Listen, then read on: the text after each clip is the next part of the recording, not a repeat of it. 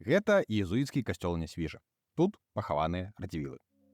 А гэта езуіцкі касцёл у Рыме, і тут таксама пахаваныя радзівілы.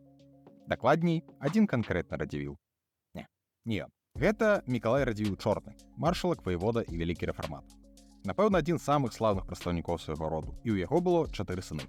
Мікалай Крыштаф Сяродка, Юрый, Альбрехт і Станіслав. Кожны з іх быў цікавай асобай, пра якую ёсць што расказаць, але сёння нас цікавіць канкрэтна Юрый. Ён нарадзіўся ў 1556 годзе ў Вільні, атрымаў адукацыю ва ўніверсітэце ў Лейпцыгу. Пакуль яго браты займалі дзяржаўныя пасады, станавіліся ваеводамі, старастамі, маршалкамі, Юрый будаваў царкоўную кар'еру.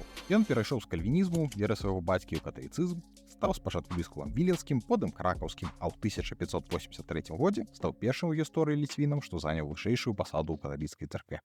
Пасаду кардынала. Юрый шмат займаўся царкоўнай дыпламатыяй, удзельнічаў у канклавах, падрыхтоўцы берасційскай уніі і люта змагаўся за рэфармацыяй. Ён быў першы, хто ўвёў цэнзуру друку ў сваім дыяцэзе, а ў бытнасць віленскім біскупам Юрый канфіскаваў і спаліў пратэстанцкія кнігі, чым нават вызваў асуджэнне караля Стэфана Батора. Такія перформансы не маглі прайсці незаўважна. Таму няма нічога дзіўнага, што Юрый Радзівіл блізка сышоўся з іншымі знакамітымі контррэфарматарамі, ордэнам езуітаў. Гэтыя стасункі былі настолькі блізкі, што калі ў 1600 годзе Юрый нечакана памёр ад хваробы ў Рыме, яго пахавалі ў галоўным саборы езуітаў Ільджэзу. Але супрацоўніцтва Юрыя з езуітамі пакінула пасля сябе яшчэ адну спадчыну.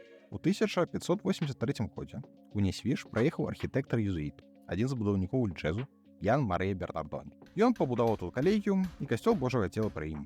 Гэты, пабудаваны на матыў рымскага Ільджэзу касцёл, стаў першым на Беларусі касцёлам у стылі барока. А ў крыпце пад ім размесцілася сямейнае пахаванне роду Радзівілаў.